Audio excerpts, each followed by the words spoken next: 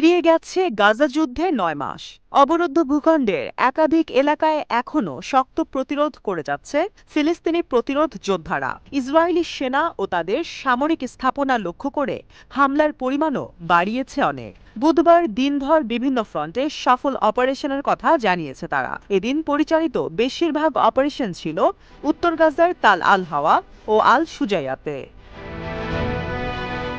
এদিকে ইসরায়েলি বাহিনী ঘোষণা করেছে যে তারা আল সুজাইয়া এলাকায় তাদের অভিযান বন্ধ রাখবে।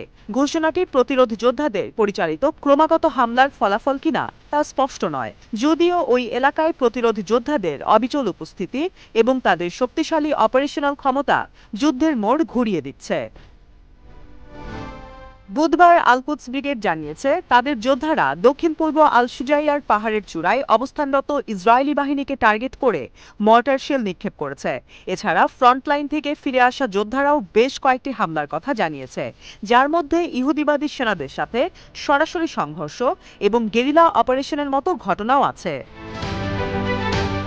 প্রতিরোধ গোষ্ঠীটি এক বিবৃতিতে জানিয়েছে তাদের যোদ্ধারা আল সুজাইয়ার একটি ভবনে অবস্থানরত ইসরায়েলি বিশেষ বাহিনীকে টার্গেট করে হামলা চালালে হতাহতের ঘটনা ঘটে।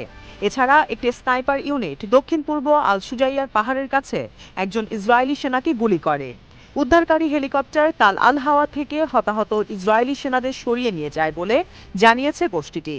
আল সুজাইয়ার দক্ষিণ পশ্চিমে তাল আল হাওয়াতে একাধিক গোষ্ঠীর প্রতিরোধ যোদ্ধারা আশেপাশের এলাকায় চলমান ইসরায়েলি হামলার বিরুদ্ধে প্রতিরোধ গড়ে তোলে। এদিকে হামাসের আল কাসাম ব্রিগেড ঘোষণা করেছে তাল আল হাওয়া এলাকায় তাদের যোদ্ধারা অতর্কিত হামলা করলে ইসরায়েলি পদাতিক বাহিনীর মধ্যে হতাহতের ঘটনা ঘটে। পরে উদ্ধারকারী হেলিকপ্টার সেখান থেকে হতাহত ইসরায়েলি সেনাদের সরিয়ে নিয়ে যায়। গোষ্ঠীটি জানিয়েছে তাদের যোদ্ধারা আশেপাশের এলাকায় গেরিলা হামলা অব্যাহত রেখেছে, ফলে ইসরায়েলি সেনাদের মধ্যে হতাহতের ঘটনা ঘটছে।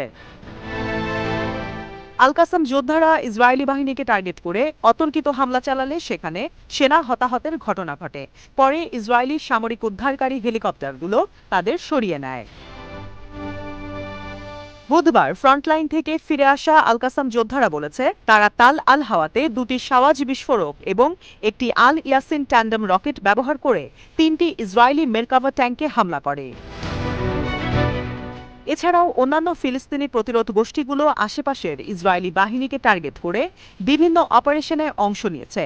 দলগুলোর মধ্যে রয়েছে Democratic Front for the Liberation of Palestine, Al Mujahideen Brigade এবং Al Nasser Salah al Din brigade.